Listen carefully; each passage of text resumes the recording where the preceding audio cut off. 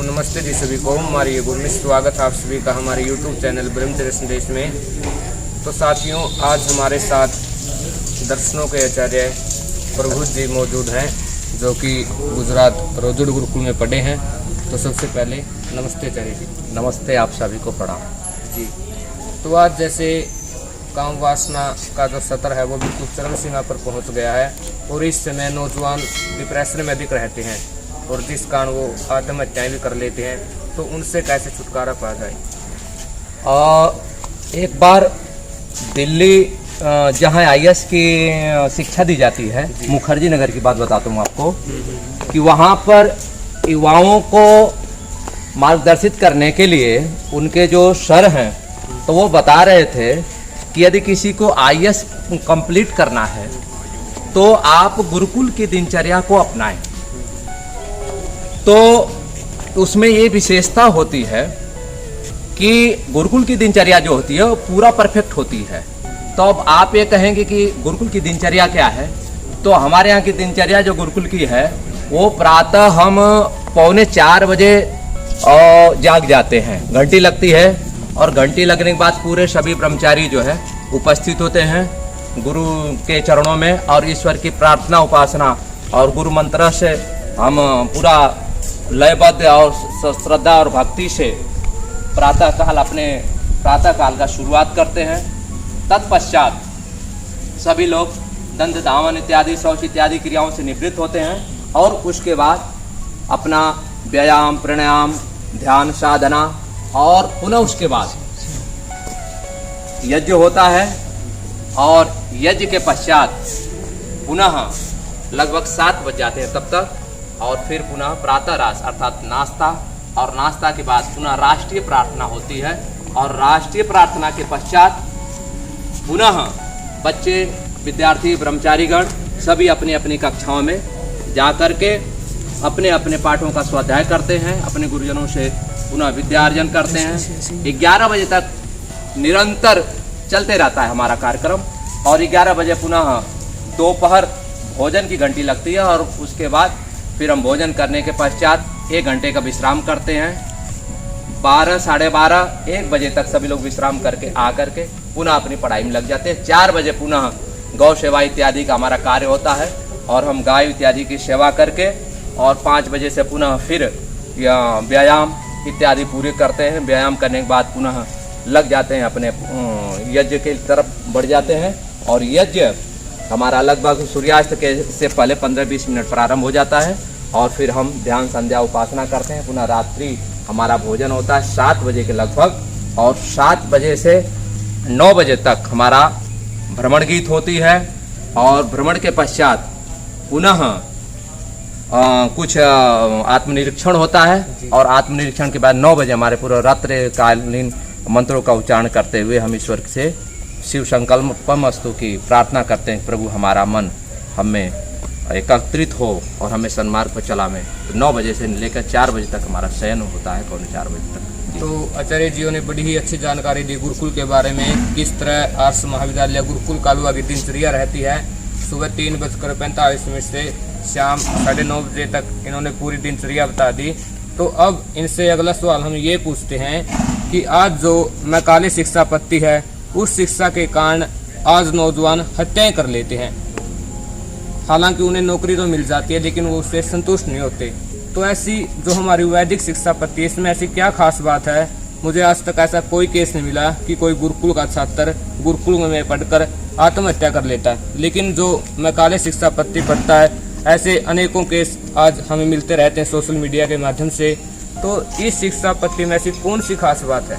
मैं बताता हूँ आपको। जो लौकिक विद्यालयों में ब्रह्मचारी या छात्र पढ़ते हैं तो उनके पिताजी और स्कूल के इतने अधिक उनको लोभान्वित कर देते हैं कि तुम्हें ये होगा वो होगा ऐसे होगा, और ये लोग 5 रुपये मांगते हो 10 रुपये, 100 मांगे तो 500 रुपये ऐसे देते हैं। तो वो ब्रह्मचारी या लौकिक जो गुरुकुल में पढ़ रहा है तो वो कभी ना शब्द नहीं सुना है, और परंतु जब गुरुकुल में आता है और गुरुकुल में तो यहाँ पर आएगा कुछ मांगेगा, गुरुजी कहेंगे नहीं ये नहीं ऐसे इतने में काम चलाओ, फिर कहेगा कि नहीं गुरुजी कुछ ऐसे करो, फिर गुरुजी कहेंगे नहीं इतने में काम चलाओ। तो वो केवल नाना सुनता है और जो लौकिक घरों में बैठे हुए बच्चे हैं हमारे, या लौकिक पढ़ाइयाँ कर रहे हैं, तो वो केवल हाँ हाँ सुने हैं। तो जब वो ना सुनते हैं लौकिक वाले, तो वो उनके अंदर फिर डिप्रेशन पैदा हो कि वो ये भी नहीं, ये भी नहीं, ये भी नहीं, तो उनके अंदर एक डिप्रेशन पैदा होता है। और जब जो गुरुकुल का हुआ, वो तो जमीनी स्तर से उठ रहा है, उसको हमेशा ना ही ना सुना, तो 5 रुपए के स्थान पे यदि 1 रुपया भी मिलता है तो उसमें वो जीना सीख लेता है, और यदि 1 की जगह 5 मिलता है तो वो बहुत बड़ा काम कर लेता है।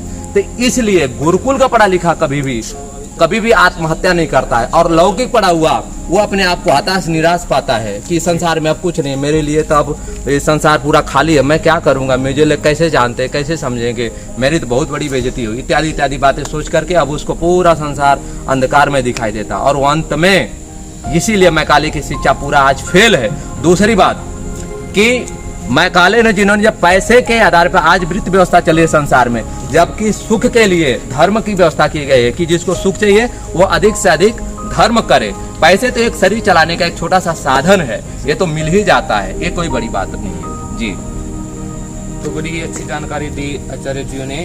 तो अब इनसे अगला सवाल हमारा ये है कि एक ब्रह्मचारी के लिए कैसा भोजन होना चाहिए। देखो आज समाज के अंदर आपको ही पता है कि कोई समोसे खाता है, तली हुई चीज़ें खाता है, कोई बर्गर खाता है, कोई पिज्ज़ा खाता है, तो उसके लिए कैसा भोजन होना चाहिए, थोड़ा भोजन के बारे में बता दीजिए। देखिए, भोजन 3 प्रकार के होते हैं, सात्विक, राजसिक और तामसिक। सात्विक भोजन आज संसार में नहीं है, राजसिक और तामसिक भोजन पूरे संसार में पूरे छाए हुए हैं। चाइनीज से लेकर के बर्गर, पिज्जा इत्यादि ये पूरे आप लोग सुन ही रहे हैं डेली प्रतिदिन। ये भोजन गुरुकुल में बिल्कुल बंद है। आप भोजन गुरुकुल में आएंगे, कम से कम तेल मसाले और तीखा चीज तो खाई नहीं जाती, इसलिए यहाँ के भोजन जो होते हैं सात्विक होते हैं। और उस सात्विक खाकर जैसा खाया अन्न वैसा होए मन, तो जैसा आपने अन्न किया सात्विक भोजन किया, सात्विक बुद्धि बनेगी।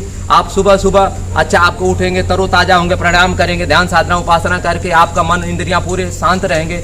और संसार के जो हैं लौकिक भोजन कर रहे हैं, वो तामसिक भोजन कर रहे हैं, वो खा करके वैसे ही विचार चारों तरफ से फिल्म दुनिया और ये पूरा एडवर्टाइजिंग करके वो पूरा उनको भोग का एक सामग्री बना दिया गया है अन्य देशों के द्वारा या अन्य कंपनियों के द्वारा। तो हमारे यहाँ का जो भोजन है पूरा सात्विक है, और गायों का दूध है, छाछ है, घी है इत्यादि ये सब, और गायों की सेवा है, और प्राकृतिक अपने कृषि है। हम कभी खेतों में बिल्कुल पेस्टिसाइड नहीं डालते, इन्हीं खादों से उत्पन्न करते हैं। हमारे गाजर, मूलियाँ और सब्जियाँ, हरी सब्जियाँ इतनी अच्छी होती हैं कि पूछिए मत। तो हमारे यहाँ सात्विक भोजन है, एकदम खा पी करके एकदम ठीक से बच्चे ब्रह्मचारी रहते हैं और ब्रह्मचर्य का पालन करते हैं, देश समाज राष्ट्र के लिए काम कर रहे हैं जी। तो आचार्य जी ने बड़ी ही अच्छी जानकारी दी कि भोजन 3 प्रकार का होता है, सात्विक, राजसिक और तामसिक। तो हमें केवल सात्विक भोजन करना चाहिए। तो आचार्य जी आपने दर्शनों का भी अध्ययन किया है, तो आपने कहाँ इसका अध्ययन किया है, और यदि कोई इनका अध्ययन करना चाहे तो किस प्रकार वो इनका अध्ययन कर सकता है। दर्शनों का अध्ययन के लिए सबसे बड़ी, यदि इस धरती पर कहीं कोई महाविद्यालय है तो दर्शन एवं महाविद्यालय रोजर की संस्था है, उसके अन्य और ब्रांचें भी हैं। अभी आपको सुंदरपुर रोहतक के अंदर एक ब्रांच है, और अभी उसके एक बहुत बड़ा संस्थान खुल रहा है, दर्शन योग धाम नाम का एक संस्था गांधीनगर गुजरात के अंदर खुल रहा है, जहाँ पर 7 से 8 गुरुकुल होंगे। दर्शनों को होगा, व्याकरण का होगा, और ज्योतिष का होगा, और इत्यादि सारे कई उसमें प्रोजेक्ट चलेंगे। गायों की सेवा, यज्ञ की प्रशिक्षण और बहुत सारे चलेंगे इसमें, और वानप्रस्थियों के लिए है।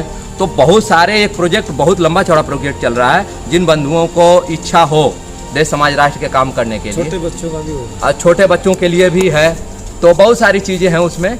तो आप बिल्कुल निश्चिंत रहे, ये अभी इसका समाधान हो जाएगा सभी लोगों का, तो आकर के वहाँ पे पढ़ाई करें। तो बहुत बहुत धन्यवाद प्रभु जी आपका, आपने बड़ी ही अच्छी जानकारी दी। आपको भी धन्यवाद, आपके चैनल को प्रणाम। और अब सभी युवा साथियों से निवेदन है कि आप अधिक से अधिक सब्सक्राइब करें और एक दूसरे को शेयर करें, मिलकर के देश राष्ट्र समाज को बचाएंगे और आगे बढ़ेंगे। इति ओम शांति। सबको सर्वेभ्यो नमस्ते जी।